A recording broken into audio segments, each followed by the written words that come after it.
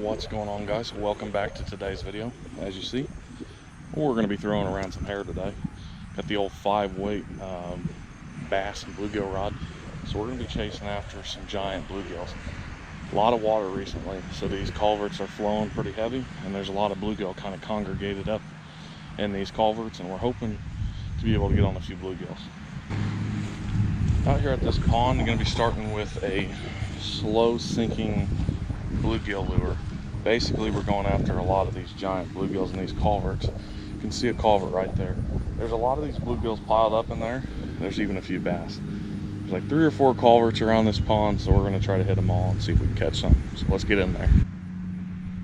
I did not say this before, but if the culverts don't work, I'm sure I can get a few bluegill on the edges of this pond.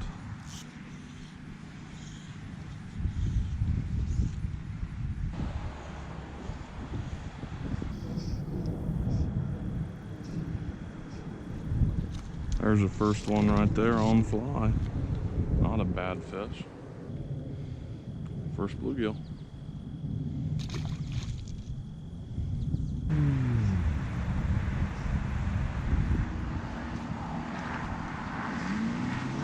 Hooked up with number 2 with obnoxiously loud vehicles behind me, but we got it done. Second one in the culvert. Only taking about 5 casts now. Second one. Jet going over, but that's okay. 2 from that culvert. Now we're going to switch over to one on the far side, and hopefully we can get some there. That one I was kind of expecting, you know, a couple, not a ton, but the one on the far side definitely had the most potential. I think last time I was here it had 10 or 12 in there. Not to say I'm going to be able to catch all those or even a few, but hopefully they're still in there and I can get onto a couple of them. Not sure if I'd mentioned this or not yet, but due to some severe weather we've had over the past week, we've probably gotten around an inch of rain. So the reason these fish are grouped up in these culverts is because there's some bait coming through there. There's a lot of current. These fish are just joining up there to try to catch any kind of quick and easy meal they can. Also coming off some extreme temperatures, so these fish are moving shallow again. They've been sticking pretty deep, but because we've been in the 90s, we're finally back down to the 70s, mid 70s, upper 80s at the hottest. And these fish are moving up a little bit, so hopefully we can get on a few more gills. Well, culvert number 2 has got some growth going around it. I think we're just going to skip that one for now, and we're going to go on to the third one, and hopefully the third one will have some fish on it. Now this culvert is loaded. I can already see the fish from here. I'll try to stay back and we'll see what happens. There's a couple bass mixed in there too, but it's going to be hard not to get tangled up in weeds.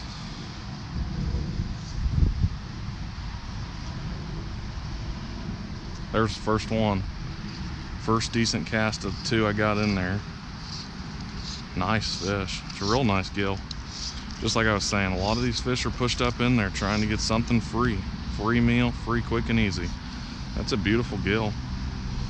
Got some really vibrant oranges on his belly. There's a little fly. Excellent first fish. Out of this culvert, probably about a 7-incher.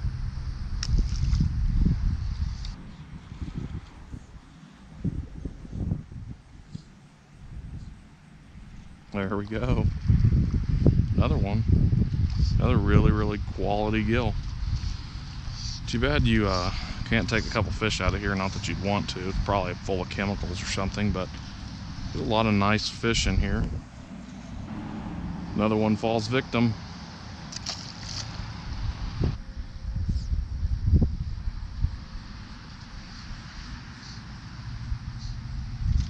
Ooh, there's a first bass on fly.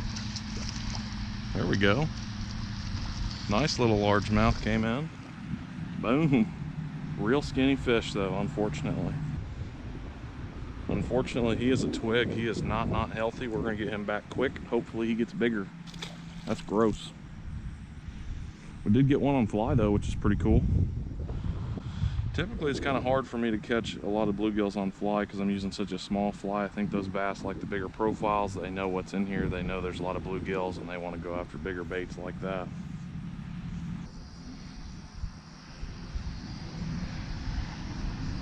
There's still a few more gills in here I'm hoping to get on, but we'll see if we can get at least one more. I know that after, you know, a couple, you spook the pack pretty badly. I'm gonna give it some time, let it cool down a little bit. These fish are obviously in rough shape now. They're pretty scared. I can also say with a pretty good amount of confidence, if you just keep circling the pond going between culverts, you would probably have a really good chance of hooking more fish, just giving it some time to cool down and then coming back. Whoa, little small guy there. I thought it was a largemouth. I've seen a little bit of a silver flash, and mostly because this is just a tiny bluegill, not because it's a ginormous bass I was hoping for. That's all right, another gill. Quality one right here. Beautiful fish. I love when they have a bright orange belly. Boom. This culvert is money. Between the culvert, the weeds, and the rocks, this is a bluegill and a bass's dream habitat right here. Adding a little more grass and this place would be just fire. Perfect little gill. Still pretty new to fly fishing, but I've kind of found out that if I just throw it out there past the weeds quite a bit, and then I reel in to about a yard out from where the weeds are, that's where a lot of these fish are hanging out. If I want to be in the culvert, I'll just throw straight in there, and then I'll try to get a reaction bite. If I'm throwing out deeper, I try to stay just off the weeds a little bit. Try to get one more out of this culvert. I think they're starting to figure it out. I would probably, if I put on a topwater spider, I think I could easily catch some more fish out of here. There's two still in there that I can see pretty clear as day. But I think this lure is going to work just fine, just maybe a little deeper. Sorry about the wind noise, but we have officially caught, I don't know, 6 or 8 on this little lure. And I decided I am going to go ahead and change to topwater spider. I think this would continue to keep working, but I'm curious to see if the other one would work. Just practice some other different types of lures and see what happens. All right, I've got a brand new spider tied on now. I just gave this little spot, 5 minutes or so when I was tying this on, and now I can already see 7 bluegills moved back into here. So hopefully we can get at least one on this spider. First cast is up and we will see what happens. Kind of gonna let it drift back there, I think, just to see if I can get any nibbles on it. There we go. Ah, hit it so hard. Got a big one looking at it right now. Man, that was a jumbo. That is a monster gill right there. He came for it this time. That's gonna be the biggest one of the day by far. Man, that is a thick one. Got a little cut in the side. This might be a green sunfish, actually, not a bluegill. You can tell it's a green sunfish and not a bluegill by the size of his mouth. That's a huge mouth. And that is a jumbo gill, and I'm talking monster gill. I'd take that any day of the week by far. Monster panfish on some hair. Can't beat that at all. I'd say switching to the spider was pretty key on that catch right there. Nice thing about the spider too is that it's a topwater, so I can just throw it wherever and then it'll float back and not really connect with a lot of those weeds either. That fish catch kind of scared everything out of there. I only see one right now and I'm not sure if he's gonna bite. There's one. Very nice.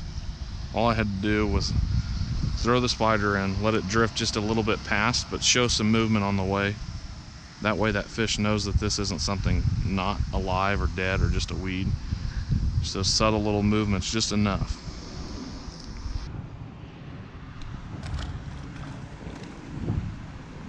There he goes. I think we're gonna move on now. The wind's really picking up. Might fish a little bit on the way back, but we will see. There's a good one. A lot of weeds over here on this side of the pond. A lot of wind coming this way. And that wind pushes all those weeds and makes a great little structure for these bluegills. Another one on the little spider. I prefer the spider a little bit better than anything like live bait because it's just so much easier to catch fish and you can do it so much faster. I think it's really cool listening to the fish come up to the top of the water and just sucking the bait down. It's kind of like a giant snook or something. on top water. It's pretty cool. Well guys, I hope you enjoyed today's fly fishing little video. Caught a lot of bluegill on them flies. Look for running water when you're throwing the fly, especially for them gills. They seem to like it in this pond. I'm sure they like it in a lot of public waters as well. So I want to say thanks for watching, guys. Make sure you subscribe to the channel, and we'll catch you on the next fly fishing mission. Peace, y'all.